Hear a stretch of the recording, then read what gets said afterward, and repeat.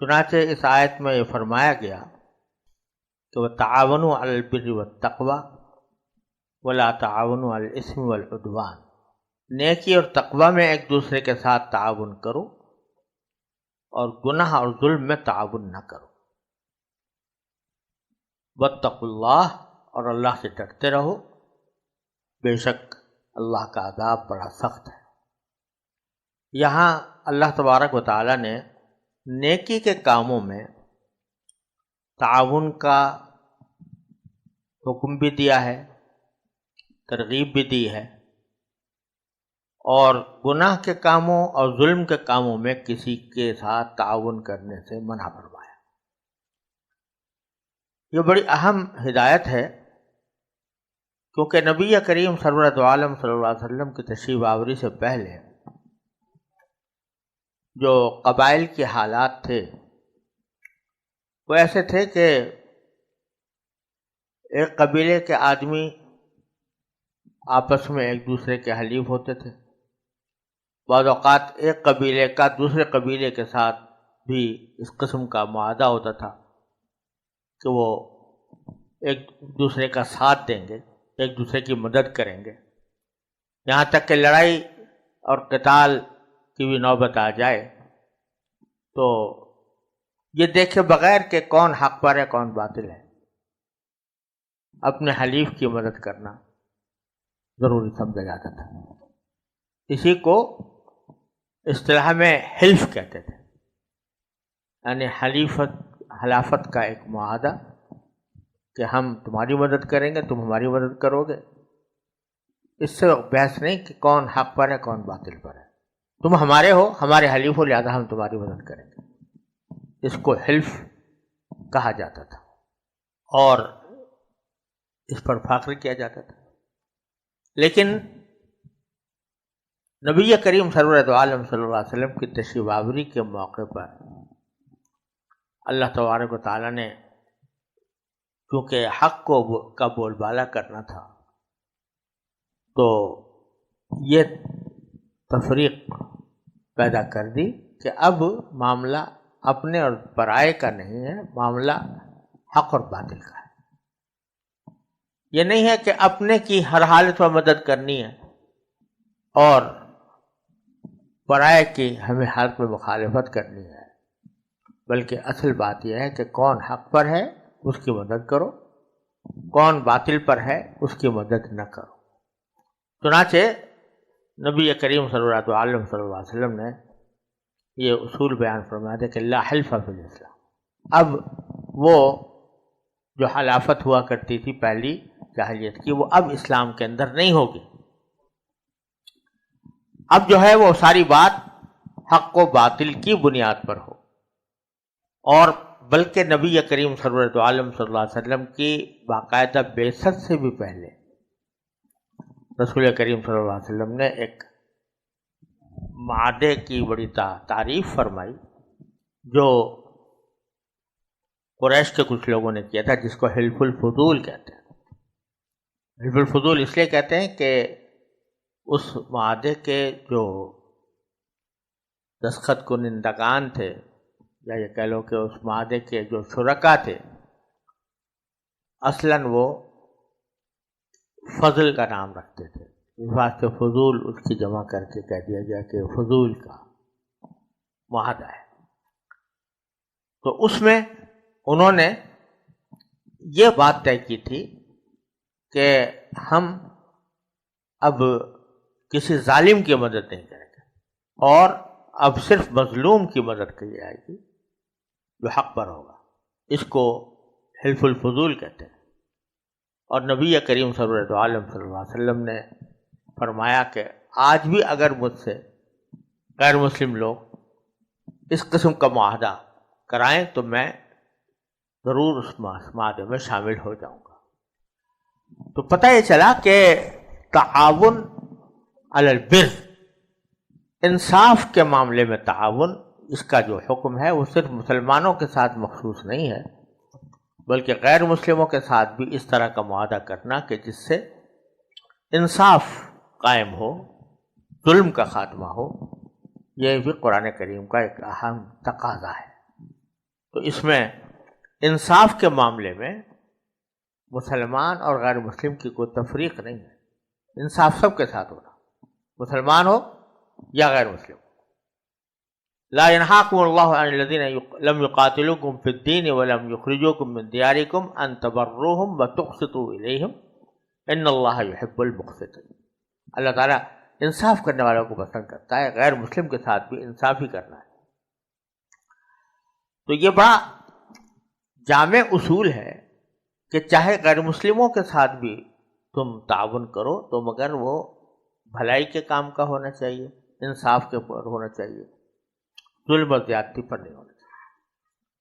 اگر دیکھا جائے تو دنیا کا نظام جو ہے وہ اسی تعاون پر چل رہا ہے، اور تعاون دو قسم کا ہوتا ہے۔ ایک تعاون وہ ہے جس پر انسان کو اللہ تبارک و تعالیٰ نے ایک ایسا نظام بنا کر مجبور کر دیا ہے کہ وہ اس نظام سے نکل ہی نہیں سکتا، تعاون کرنے پر مجبور ہے قدرتی طور پر۔ وہی کیا ہے کہ اللہ تبارک و تعالیٰ نے ایک ایسا نظام بنا دیا ہے پوری دنیا کے اندر کہ ایک انسان کا نفع و ضرر دوسرے انسان کے ساتھ وابستہ کر دیا، اور اس وابستہ کرنے کے نتیجے میں ہر انسان دوسرے کا محتاج ہے۔ تاجر بیٹھا ہے تجارت کرنے کے لیے، وہ گاہک کا محتاج ہے، گاہک آتا ہے تو وہ اپنی ضرورت لے کر آتا ہے تاجر کے پاس، وہ تاجر کا محتاج ہوتا ہے۔ ایک عمارت بنا رہا ہے کوئی شخص تو وہ مزدور کا محتاج، اور مزدور اپنا پیٹ بھرنے کے لیے اس آدمی کا محتاج۔ تو ایسا ایک عمومی نظام اللہ تبارک و تعالیٰ نے وضع فرما دیا ہے کہ جس میں ہر شخص دوسرے کا محتاج۔ یہ کوئی ایسی کیا کانفرنس ہوئی تھی دنیا کے اندر، کوئی عالمی کانفرنس بلائی گئی تھی کہ بھئی کتنے آدمی مزدوری کریں گے، کتنے تجارت کریں گے، کتنا کیا کوئی کام کرے گا، کون جو ہے وہ کوئلے کی تجارت کرے گا اور کون سونے کی کرے گا اور کون کپڑے کی کرے گا؟ کوئی کانفرنس نہیں منعقد ہوئی، لیکن اللہ تبارک و تعالیٰ نے اس طرح نظام میں باندھ دیا تمام مخلوقات کو کہ ہر شخص دوسرے کا محتاج۔ نحن قسمنا بینہم معیشتہم فی الحیاۃ الدنیا ورفعنا بعضهم فوق بعض درجات لیتخذ بعضهم بعضا سخریا۔ ہم نے ساری معیشت کے تقسیم کی ہے، کون کیا کرے گا، کتنا کرے گا۔ اس نظام کو ایک حکومت کی منصوبہ بندی کے تحت لا کر اس کو مقید کرنے کا جو تصور اشتراکیت نے پیش کیا، تو وہ 70 سال کی جکڑ بند کے باوجود وہ کوئی پھل نہ دے سکا اور ختم ہو گیا۔ لہذا ایک تعاون وہ ہے، باہمی تعاون انسانوں کا، جس کے اوپر سارا نظام زندگی چل رہا ہے، وہ یہ کہ ہر انسان دوسرے انسان کی حاجت رکھتا ہے، یہاں تک کہ بڑے سے بڑا سرمایہ دار بھی محتاج ہے مزدور کا، بڑا دولت مند شخص ہے اور وہ اس کے پاس دولت کے ڈھیر لگے ہوئے ہیں، لیکن مزدور اگر نہ ملے اس کو، اگر کمارہ تعمیر کرنا چاہتا ہے، مزدور وہ نہیں ملتا، تو کیا ہوگا؟ اس کی دولت کچھ کام نہیں آئے گی، تو وہ مزدور کا محتاج، اور مزدور کو اپنے پیٹ بھرنے کے لیے اس کی ضرورت ہے۔ لہذا ایک تعاون وہ ہے جو اللہ تعالیٰ نے اس نظام زندگی کے اندر جبری طور پر پیدا فرما دیا کہ ایک دوسرے کا تعاون کرنے پر مجبور ہے۔ دوسرا تعاون وہ ہے جو اپنے اختیار اور ارادے سے کیا جاتا ہے، تو اس میں اللہ تبارک و تعالیٰ نے یہ حکم دیا کہ جہاں کہیں نیکی کا، تقوی کا، دیانتداری کا، انصاف کا معاملہ ہو تو جتنا تم سے ہو سکے دوسرے کا اس میں تعاون کرو۔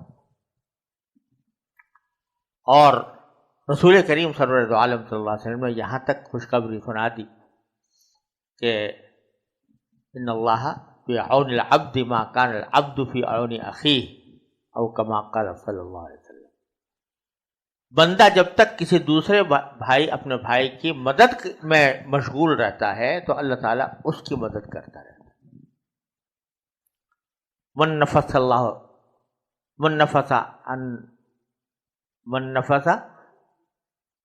قربۃ من قرب الدنیا نفس اللہ عنہ قربۃ من قرب الآخرہ او کما قال صلی اللہ علیہ وسلم. کوئی شخص دوسرے کی بے چینی دور کرے تو اللہ تعالیٰ اس کو آخرت کی بے چینیوں سے محفوظ رکھے گا انشاءاللہ. تو یہ حکم دیا گیا ہے کہ بھائی جہاں تک ہو سکے کسی نیکی کے کام میں تعاون کرو. یہ حکم اس طرح ہے کہ یہ کسی پارٹی اور جماعت اور مسلک اور مشرب کے ساتھ مخصوص نہیں، بلکہ مطلق حکم دیا گیا کہ تعاون کرو. کیا مطلب؟ کہ جہاں بھی کوئی نیکی کا کام ہو رہا ہو، کوئی پارٹی کر رہی ہو، کوئی جماعت کر رہی ہو، کوئی مسلک والا کر رہا ہو، کوئی مشرب والا کر رہا ہو، کام نیکی کا ہے تو سمجھو تمہارا کام ہے اور تم اس کی ساتھ تعاون کرو. یہ نہیں کہ میری پارٹی کا آدمی کرے گا تو تب تو میں کروں گا تعاون، اور دوسری پارٹی کا کر رہا ہے تو نہیں کروں گا. میرے مسلک کا آدمی کر رہا ہے تو کروں گا، دوسرے مسلک کا کر رہا ہے تو نہیں کروں گا. یہ سب نفی فرما دی. تعاونوا علی البر والتقوی. تعاونوا باب تفاعل کے اندر تشارک کی خاصیت پائی جاتی ہے، جس کے معنی یہ ہے کہ ایک دوسرے کے ساتھ مدد کرنے کا اہتمام کرو. تم اس کی مدد کرو، وہ تمہاری مدد کرے. اس میں پارٹی بندی کا یا گروہ بندی کا سوال نہیں. جہاں بھی نظر آئے کہ یہ اچھا کام ہو رہا ہے تو اس کو سراہو، اس کے اندر جتنا ہو سکے تعاون کرو. اس طرح اللہ تبارک و تعالیٰ نے یہ بنیاد ڈال دی ہے کہ یہ گروہ بندیاں، فرقہ بندیاں اور پارٹی بازیاں، ان کو نظر انداز کر کے یہ دیکھو کہ نیکی کیا ہے اور تقوی کیا ہے.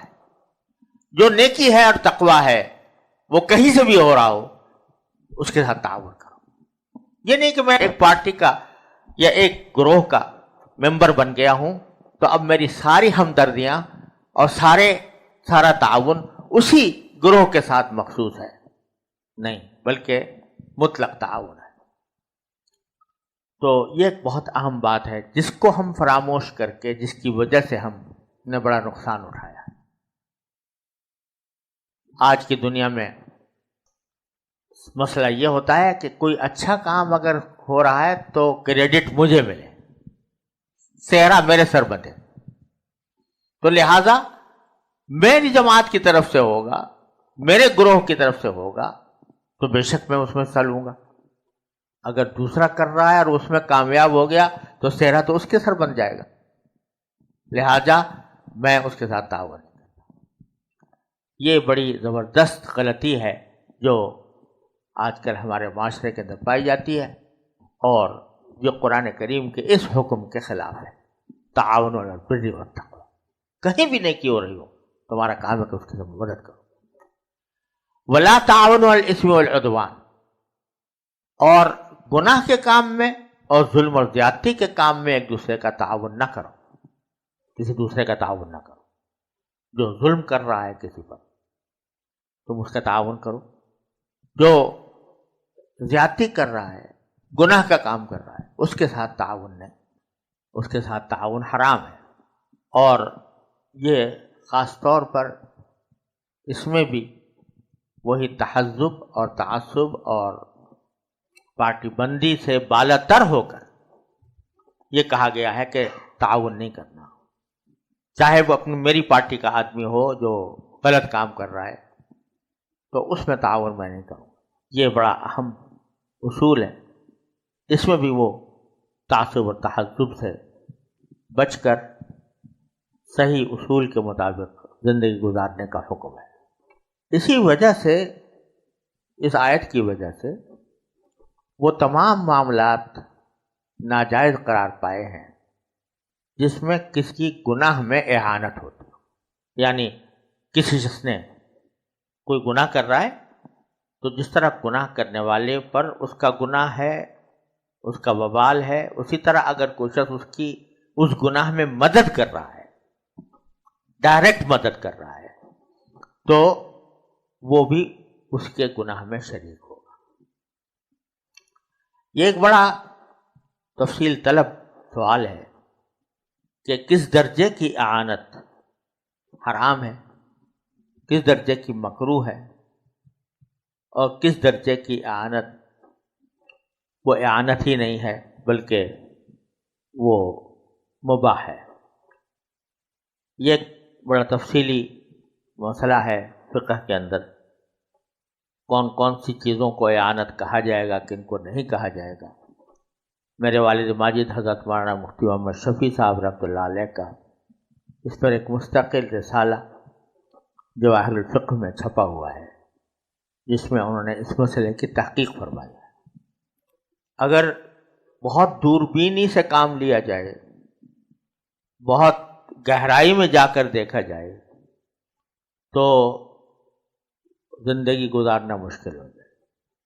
کیونکہ آج کی دنیا میں جہاں گناہوں کا بازار گرم ہے، اور خاص طور پر معاشی معاملات کے اندر سود کا دروازہ چوپٹ کھلا ہوا ہے، تو اگر بہت گہری نظر سے دیکھا جائے تو ہم جو یہ روپے کی کرنسی استعمال کر رہے ہیں، یہ بھی ایک طرح سے سودی نظام کی اعانت ہوئی کہ ہم اس روپے کو استعمال کر رہے ہیں جو سودی قرض کی بنیاد پر وجود میں آیا. تو اس لیے وہ اس کو استعمال کرنا، اس کو رکھنا، اس کو ڈپازٹ کرنا، یہ سب اگر دیکھا جائے تو اعانت ہے اس سودی نظام کی.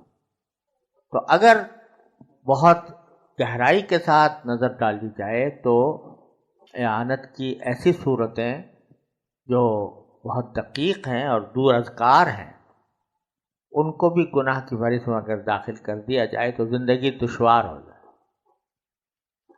اس واسطے شریعت نے بہت گہرائی اور بہت زیادہ تدقیق اور پیچیدگی میں پڑھنے کے بجائے حکم یہ دیا ہے کہ جو چیز براہ راست اعانت ہو رہی ہو کسی گناہ کی جس میں، تو وہ نہ چاہے.